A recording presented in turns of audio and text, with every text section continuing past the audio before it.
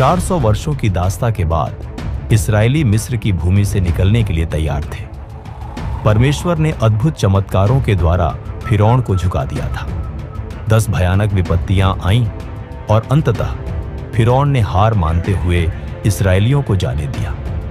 परंतु जब इस्राएली विजय के गीत गाते हुए निकल पड़े, उन्हें पता नहीं था कि उनकी परीक्षा अभी समाप्त नहीं हुई थी, बल्कि यह तो परमेश्वर के अनंत सामर्थ्य को देखने की शुरुआत थी। मूसा के नेतृत्व में वे उत्साह से बढ़ रहे थे, लेकिन जल्द ही वे एक कठिन मोड़ पर आ गए। उनके सामने था विशाल और अथाह लाल सागर, और पीछे था फिरौन की सेना, जो उनके पीछे तेजी से बढ़ रही थी। मिस्र के योद्धा अपने रथों और घोड़ों के साथ उन पर टूट पड़ने के लिए तैयार थे। चारों ओर धूल का गुब्बार था, युद्ध के नगाड़े बज रहे थे, और मिस्री सैनिकों की गर्जना इस्राएलियों के हृदय को भय से भर रही थी। अब क्या होगा? कुछ लोग कांपते हुए बोले, हम बच नहीं सकते, हम फिर से गुलाम बना लिए जाएंगे, या फिर यह जगह हमारी कब्र बन जाएगी। लेकिन उस समय मूसा का हृदय स्थिर था। उसने अपनी आंखें ऊपर उठाईं। वह जानता था कि यह कोई संयोग नहीं था, परमेश्वर की योजना इसमें भी कार्य कर रही थी। इस्राएलियों के भय और संदेह को शांत करते हुए उसने कहा, डरो मत, स्थिर रहो और देखो कि यहोवा आज तुम्हारे लिए कैसा उद्धार करेगा। फिरौन की यह सेना जिसे तुम आज देख रहे हो, उसे फिर कभी ना देखोगे।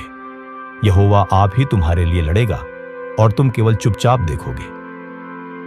परमेश्वर ने अपने दूत को भेजा और वह इस्राएलियों के पीछे आकर खड़ा हो गया। अचानक बादल का एक खंभा मिस्रियों और इस्राएलियों के बीच आ गया, जिसने एक ओर मिस्र की सेना को अंधकार में डाल दिया और दूसरी ओर इस्राएलियों को प्रकाश दिया।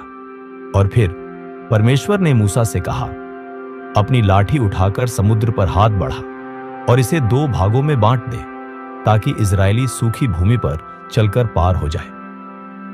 मूसा ने विश्वास से लाठी उठाई और वह चमत्कार हुआ जो मनुष्य की कल्पना से परे था। लाल सागर बीच से 2 भागों में बट गया, 2 ऊंची जल प्राचीरें बन गईं और बीच में सूखी भूमि निकल आई। हवा जोर से बहने लगी, पानी 2 ओर से हट गया और वहां एक ऐसा मार्ग बन गया जो पहले कभी नहीं था। इस्राएली अविश्वास और आश्चर्य से इस दृश्य को देख रहे थे। कुछ की आंखों में आंसू थे, कुछ के मुंह से स्तुति के गीत फूट रहे थे, और फिर विश्वास का वह अद्भुत दृश्य प्रकट हुआ। हजारों लाखों इस्राएली, बूढ़े, जवान, स्त्रियां, बच्चे, सभी समुद्र के बीच से होकर चलने लगे।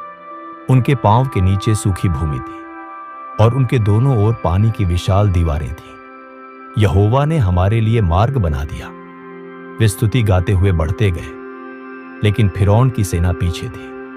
जब मिस्रियों ने देखा कि इस्राएली बचकर निकल रहे हैं, उन्होंने भी अपने घोड़ों और रथों सहित उसी मार्ग पर दौड़ना शुरू किया। लेकिन परमेश्वर युद्ध में अपने लोगों को कभी पराजित नहीं होने देता। जब मिस्री रथों ने समुद्र के बीच प्रवेश किया, अचानक उनके पहिए जाम हो गए। घोड़ों ने उछलना शुरू कर दिया और सैनिकों के दिलों में भय समा गया। हम यहां नहीं रह सकते, यहोवा उनके लिए लड़ रहा है, उन्होंने चिल्लाकर कहा। लेकिन अब बहुत देर हो चुकी थी। परमेश्वर ने मूसा से कहा, अपनी लाठी समुद्र पर फिर से बढ़ा, ताकि पानी वापस आ जाए। मूसा ने वैसा ही किया और कुछ ही क्षणों में वह जलराशि जो 2 ओर खड़ी थी, अब पूरी गति से बहने लगी। प्रचंड लहरों ने मिस्र की सेना को घेर लिया और फिरौन के सैनिक जल में समा गए। एक भी व्यक्ति बच नहीं सका। इस्राएलियों ने दूसरी ओर पहुंचकर जब यह दृश्य देखा, तो उनकी आंखों में विश्वास और विजय के आंसू थे। वे जान गए कि परमेश्वर वही है जो असंभव को संभव बनाता है। उन्होंने वहां खड़े होकर परमेश्वर की स्तुति की।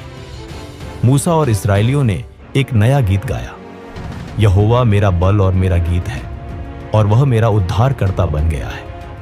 वह मेरे परमेश्वर हैं, मैं उनकी स्तुति करूंगा। निर्गमन 15:2। मरियम और स्त्रियों ने डफली बजाकर नृत्य किया और इस्राएली आनंद से भर उठे। ये कहानी हमें सिखाती है कि जब हमें कोई मार्ग नहीं दिखता, जब हम संकटों से घिरे होते हैं, तब भी परमेश्वर हमारे लिए रास्ता बना सकता है। हमें बस अपने भय को त्याग कर विश्वास की लाठी उठानी है। जो परमेश्वर लाल सागर को 2 भागों में बांट सकता है, वह आज भी हमारे जीवन के असंभव रास्तों में चमत्कार कर सकता है।